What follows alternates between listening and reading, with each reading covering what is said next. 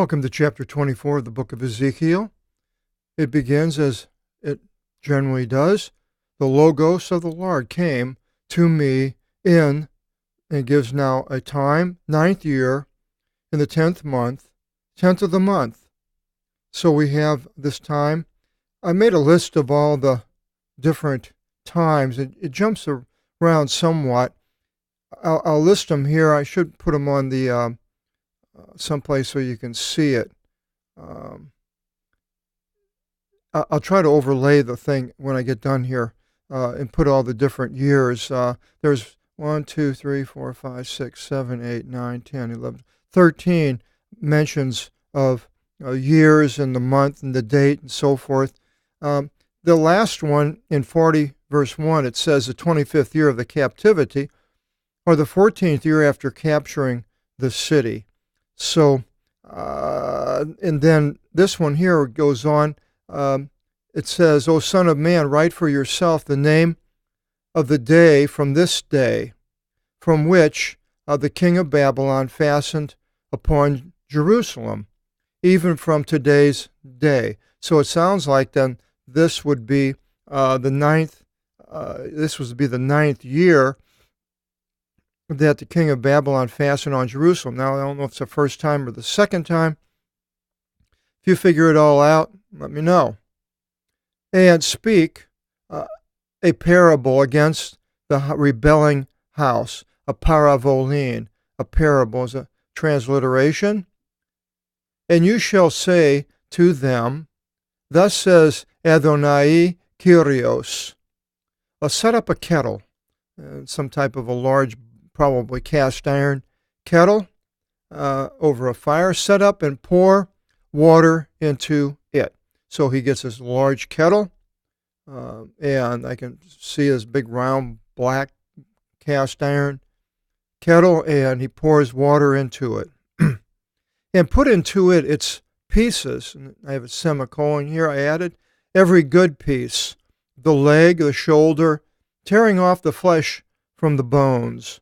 So he's to take all these pieces off of the animal, the leg, shoulder, and tearing off the parts from the bones, and having taken from out of the choice cattle. So it was either cattle generally with I'm not some type of a bovine family, I guess, ox or a cow.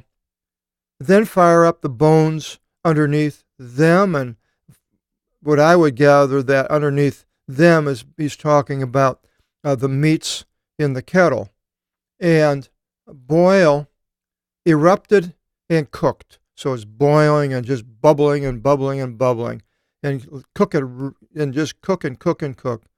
Her bones in the midst. Now, I'm not sure if the bones are in there, underneath there, or part of the flame. On account of this, thus says Adonai Kyrios, O polis, a metropolis, a city of bloodshed. Now he's talking about Jerusalem, and we know later that it says it talks about Jerusalem being a city of bloodshed in Revelation 18:24. It says, and in her, Babylon, the great city, that is, the blood of prophets and holy ones was found, and of all the ones being slain upon the earth. Of course, now they weren't all there at one spot, so it's a metaphor, but it's the Babylon, the great city, and the condition is what it's talking about, I believe, that a bloodshed, all these bad things are happening, and this is the culmination of everything is set and put underneath Babylon, the great city, which is to me Jerusalem. In the book of Revelation, that's 18:24. And so, O city of bloodshed, he calls it, a kettle in which there is poison in it. And the poison came not forth from out of her. So it's a city that has a lot of bad thing. He uses a poison, something that can kill, deadly, things that are deadly within. And they brought forth by her limb, and a lot fell not unto her.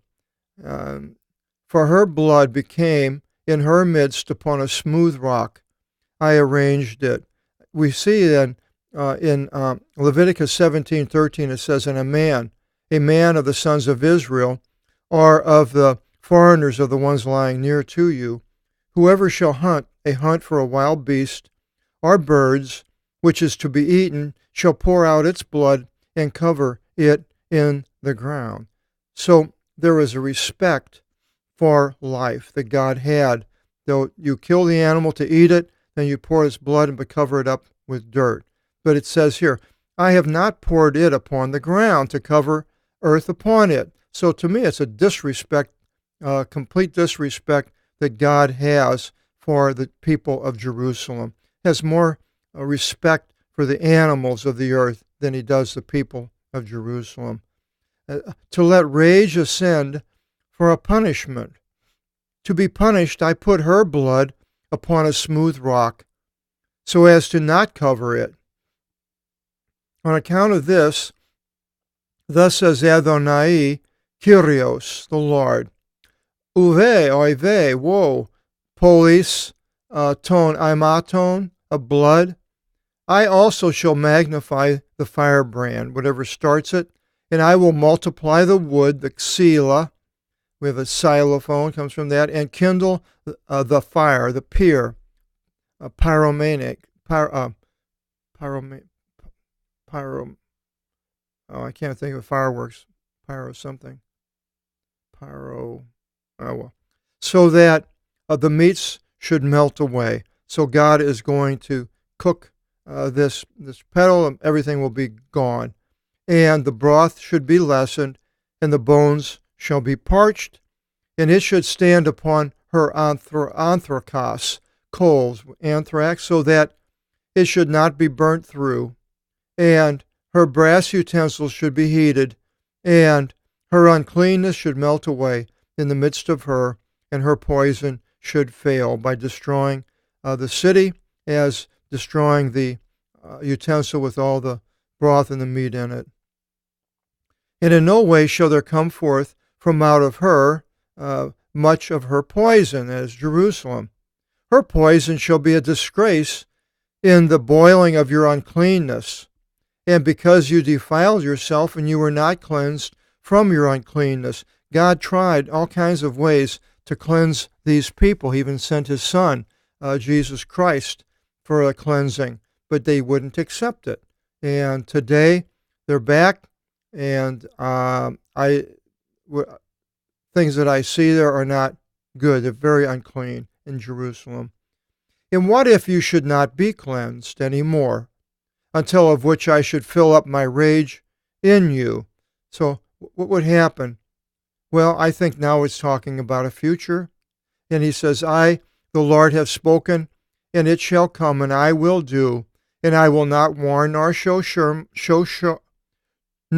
mercy, and in no way shall I comfort. According to your ways and according to your thoughts, I will judge you, says Adonai, the Lord. I believe a twofold prophecy of the time and the future, from today of the beast and Jerusalem, the harlot city.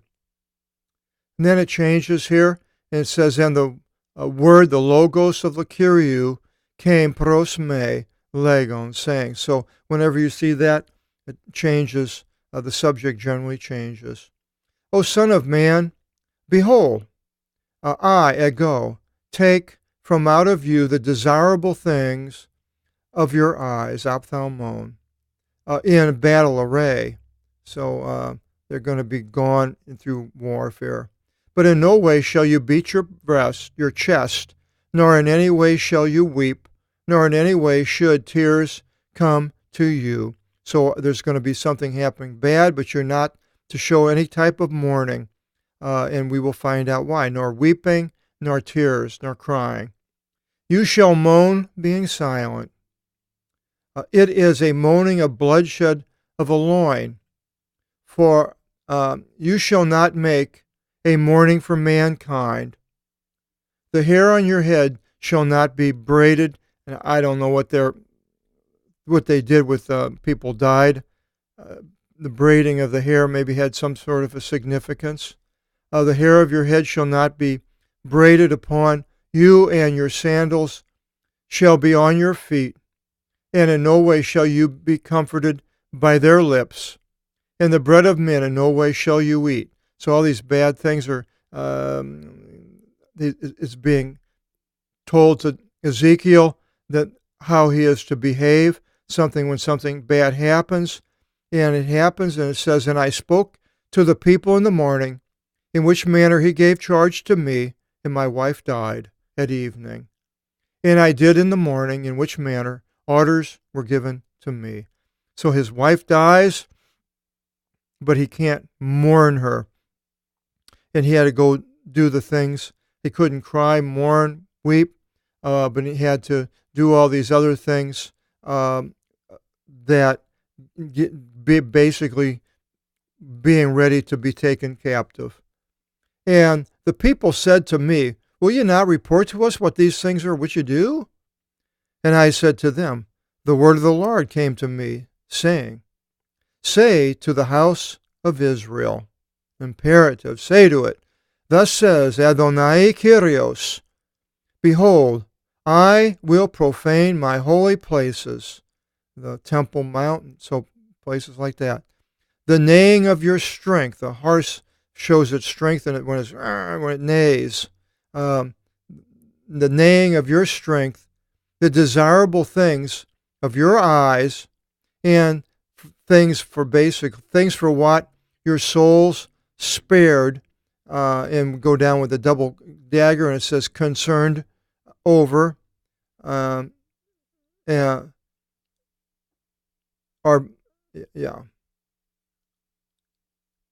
neighing is the boasting of your strength and sparing. And your sons and your daughters whom you abandoned will fall by the broadsword. And you shall do in which manner I have done. From their mouth you shall not be comforted. And the bread of men you shall not eat. And your hair shall be upon your head. I guess they cut their hair. And your sandals on your feet. Neither shall you lament, nor shall you weep. And you shall melt away in your iniquities. And they were taken out with heads down, naked, into captivity to Babylon. And each shall comfort his brother. And Ezekiel will be to you for a portent. Now they still apparently have a chance to change. And according to all as many things as he did, you shall do. Whenever these things should come, then you shall realize that I am the Lord. So when they see it, you're going to know. When this happens, you're going to know. And then, now, when this did happen, so they knew Ezekiel was speaking the things of God, and the things of Ezekiel became part of the Bible. If these things didn't happen, of course, then this wouldn't be in the Bible. It would just be a false prophecy, but it was a true prophecy. And you, O Son of Man, shall it not be in the day whenever I take their strength from them, and the haughtiness of their boasting, and the desirable things of their eyes, and the haughtiness of their soul, their pride, their sons and their daughters, that in that day the ones escaping shall come to you to announce to you in your ears? Is that going to happen? In that day your mouth shall be open wide. And earlier he was told he wasn't to speak for a while. Your mouth shall be open wide to the one having escaped. So now he's going to tell him, and you shall speak, and in no way should you be mute any longer. And you will be to them for a portent, and they shall realize that I am the Lord. So apparently someplace back there that he was told not to speak, but then he did tell him, and his mouth was open, and he was no longer mute, and a portent to them, so that they would realize that God had sent him. Chapter 25, we go into a prophecy against Ammon, which was the area to the east of the Jordan River. Find out what that prophecy is all about. in chapter 25. Hope you'll join us in the next video seminar, and God bless.